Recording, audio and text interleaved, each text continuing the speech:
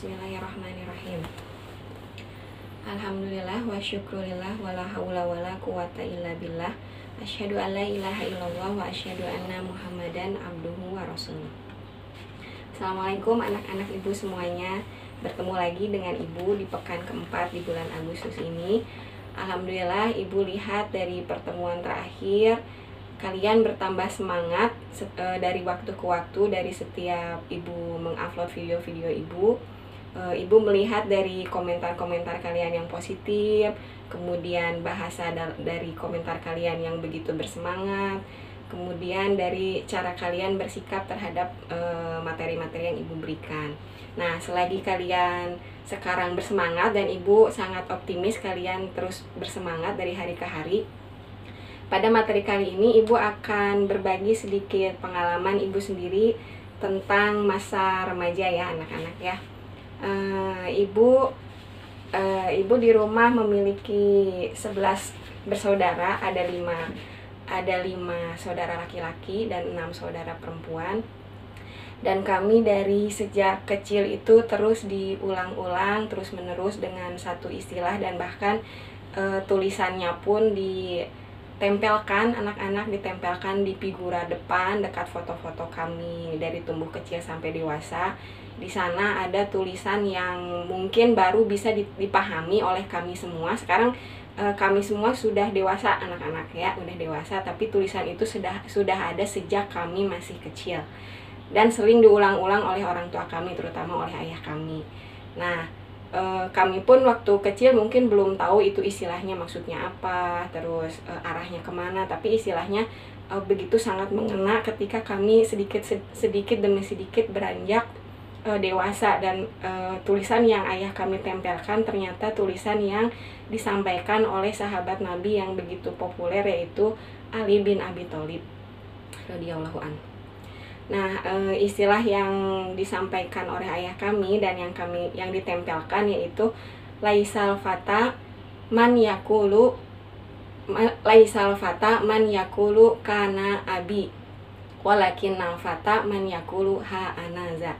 Artinya anak-anak nih ya, kalau yang belum tahu, bukanlah seorang pemuda yang berkata itu bapakku, tapi seorang pemuda itu yang mengatakan bahwa inilah aku gitu. Jadi itu terus diulang-ulang. Dulu kami tidak mengerti apa sih maksudnya gitu ya, tapi ternyata dari istilah itu ternyata sangat dalam. Kami dibiasakan untuk selalu mandiri dan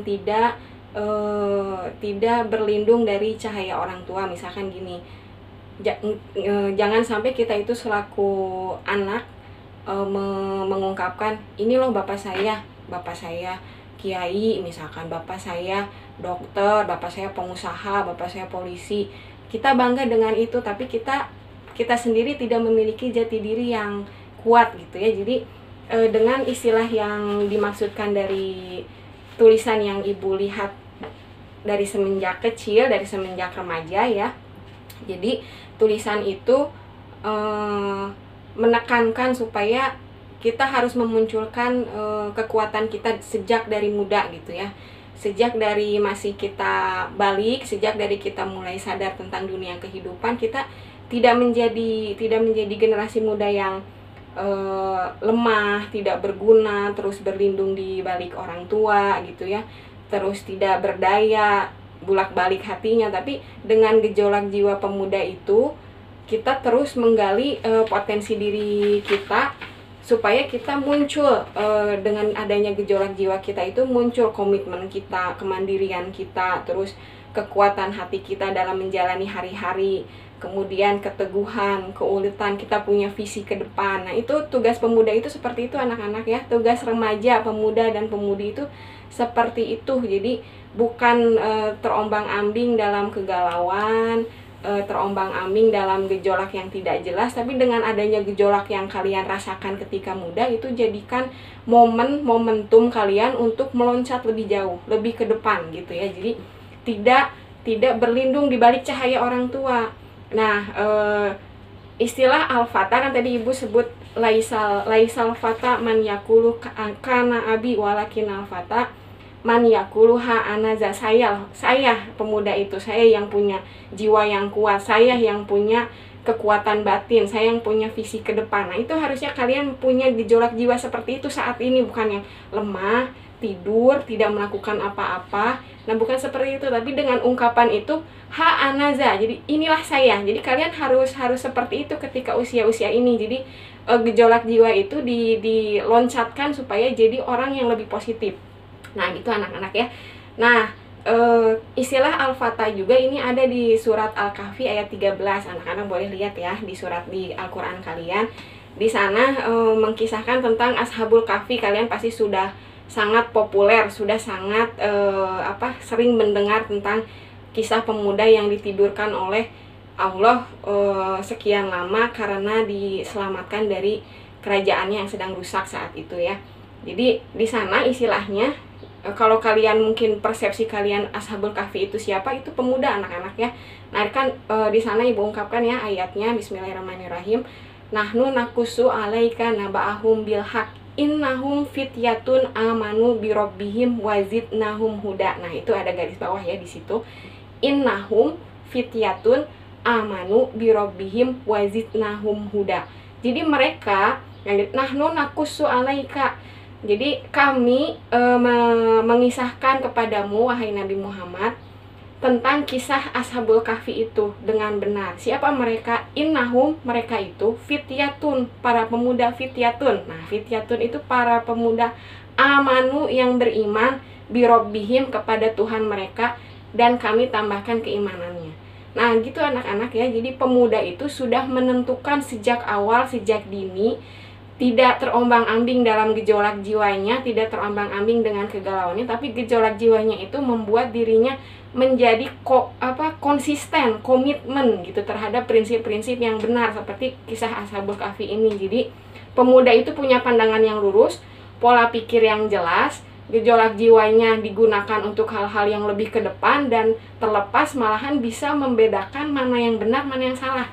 Gitu anak-anaknya. Jadi dalam Islam itu baik dalam Al-Quran, baik hadis Nabi sendiri, baik sahabat-sahabat Nabi selalu menggambarkan bahwa pemuda itu bukan pemuda yang identik dengan kenakalan, bukan pemuda yang identik dengan kemalasan, terus yang terombang-ambing dengan budaya, dengan pertemanannya, dengan kisah cintanya, romansanya. Tapi dalam Islam itu baik Nabi, baik sahabat Nabi, bahkan Al-Quran sendiri menggambarkan bahwa para pemuda Islam, pemuda yang dimaksud bukan pemuda laki-laki saja ya, tapi pemuda dan pemudi dalam Islam itu adalah mereka yang gejolak jiwanya itu penuh semangat, penuh misi, menghadapi tantangan dengan sangat baik, teguh hatinya, terus mandiri dan sebagainya. Jadi itulah gambaran remaja yang diharapkan oleh agama kita anak-anak gitu ya. Jadi generasi muda yang diharapkan dalam Islam itu adalah generasi muda yang penuh semangat. Ibu yakin kalian yang saat ini sedang menonton video ini pasti merasakan juga gejolak yang sama ketika masih muda kan. Ketika kalian di usia ini, kalian ada saat-saat kalian merasa meletup-letup, berapi-api, bahkan ingin berteriak di suatu tempat. Tapi semua gejolak yang kalian rasakan itu jadikan semacam pendorong hidup kalian supaya kalian bisa membedakan mana yang benar, mana yang salah. Nah, Dana, ada hadis Nabi yang menceritakan tentang ketika di hari akhir ada 7 golongan yang mendapatkan naungan dari Allah ketika tidak satupun saat itu mendapatkan naungan, tidak mendapatkan naungan kecuali 7 golongan tersebut.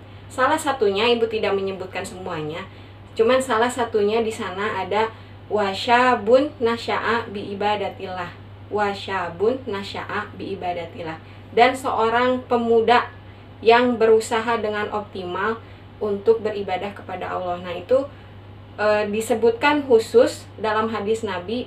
Jadi ada 7 golongan itu, ada pemimpin yang adil dan lain-lain. Di pertamanya hadis itu, di tengah-tengah hadis itu ada, di antara 7 golongan itu adalah pemuda. Wasyabun itu pemuda, istilah lain dari pemuda dalam Islam, yang berusaha dengan optimal untuk beribadah kepada Allah. Kenapa Allah sampai menempatkan golongan pemuda yang seperti itu sampai mendapatkan golongan yang istimewa, sampai mendapatkan naungan di hari akhir? karena dengan gejolak jiwa yang ada itu sangat susah sekali anak-anak untuk tetap konsisten dalam jalur yang benar dan beribadah kepada Allah. Nah, jadi berusaha yang dimaksud itu adalah kalian terus maju, terus kalian harus menyadari betul bahwa perjalanan hidup kalian itu adalah perjalanan satu arah anak-anak ya. Perjalanan ketika kalian hanya istilahnya itu one way ticket, kalian hanya punya satu tiket untuk bisa mencapai akhirat, kalian tidak bisa kembali.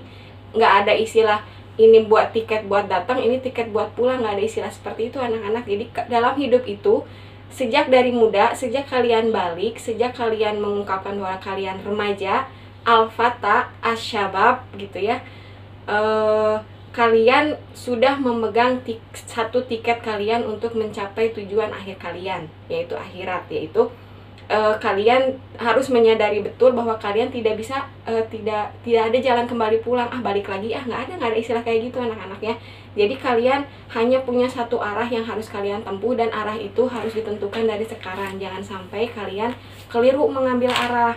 Nah, kalian hanya punya satu. Jadi ketika kalian menentukan sesuatu, misalkan kalian menghadapi sesuatu, sungguh-sungguhlah anak-anak, kalian udah mau menghadapi PTS nih misalkan ya, kalian harus sungguh-sungguh dan tidak asal-asalan.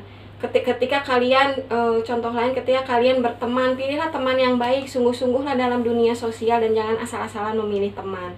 Ketika kalian menentukan masa depan kalian, sungguh-sungguhlah dalam masa depan kalian dan jangan asal-asalan terhadap masa depan kalian, karena kalian hanya memiliki satu tiket saja menuju masa depan kalian. Nah, anak-anak, kali ini ibu menekankan tentang one way ticket itu ya anak-anak ya. Jadi ketika menjadi seorang pemuda, bersungguh-sungguhlah terhadap sesuatu dan selalu melihat secara visioner ke depan. Jadi tidak ada jalan kembali untuk kalian untuk bisa saya kalau ulangan remedial aja, saya kalau ini ntar balikan lagi aja. Nggak ada istilah yang bisa mengungkapkan bahwa dalam hidup itu bisa kembali lagi ke masa lalu kalian, tapi harus terus ke depan, menjalani dengan sungguh-sungguh dan terus melaksanakan dengan tidak asal-asalan gitu, jangan salah pilih, bimbangan dan sebagainya. Oleh karena itu ada sebuah kisah, dan bukan kisah ya, memang cerita sahabat Nabi, yaitu tentang kisah Tariq bin Ziyad ketika menaklukkan Andalusia. Dan itu saat itu Tariq bin Ziyad dalam usia yang masih muda memimpin sebuah pasukan. Ketika akan menaklukkan Andalusia beserta pasukannya, yang dilakukan Tariq bin Ziyad yaitu membakar perahunya sendiri. Kenapa anak-anak sampai dibakar perahunya sendiri? Karena Tariq bin Ziyad ingin menekankan kepada dirinya dan kepada pasukannya bahwa hanya ada one way ticket. Kita hanya bisa maju ke depan menghadapi apa yang di depan dan tidak kembali pulang, sehingga si kapalnya itu dibakar saja supaya semangatnya itu akan terus melihat ke depan dan yakin akan menaklukkan Andalusia. Nah, itulah gejolak jiwa yang harus tumbuh di diri kalian anak-anak ya. Baik kalian siswa-siswi di usia ini, tumbuhkanlah semangat gejolak jiwa yang melihat jauh ke depan sampai tujuan akhir. Bahkan tujuan akhirnya itu adalah hari akhir kalian, yaitu ridho Allah di akhirat nanti, dan kalian tidak termasuk kepada golongan-golongan yang terjatuh nanti ya anak-anak. Begitu barangkali yang ibu sampaikan kali ini. Mudah-mudahan bisa menumbuhkan semangat jiwa muda kalian, memantapkan komitmen kalian di usia ini, dan tidak terombang-ambing dan bolak-balik hatinya ya anak-anak ya. Begitu saja, mudah-mudahan bermanfaat materi ibu kali ini. Ibu tutup dengan doa. Subhanakallahumma bihamdika asyhadu alla ilaha illa anta astaghfiruka wa atubu ilaik. Wassalamualaikum warahmatullahi wabarakatuh.